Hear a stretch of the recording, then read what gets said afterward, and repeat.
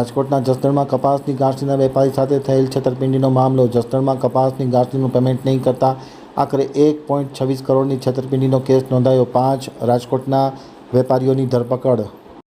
હવે જોઈએ જસદણ આમતક ન્યૂઝ બ્યુરોનો એક વિસ્તૃત અહેવાલ. રાજકોટના જસદણમાં કપાસની ગાંસડીના વેપારી સાથે થયેલ છેતરપિંડીનો મામલો સપાટી પર આવ્યો. જસદણમાં કપાસની ગાંસડીનું પેમેન્ટ નહીં કરતા આખરે 1.26 કરોડની છેતરપિંડીનો કેસ નોંધાયો છે.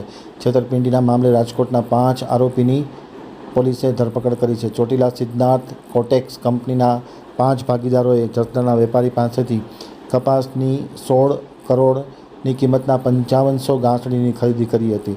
આરોપીએ ટુકડે 13 કરોડ ને 73 લાખ જેવી રકમ ચૂકવી આપી હતી. બાકીની રકમ નહીં ચૂકવતા આખરે ઉઘરાણી બાદ પણ રકમ પરત નહીં આવતા પોલીસમાં ફરિયાદ નોંધવામાં આવી હતી.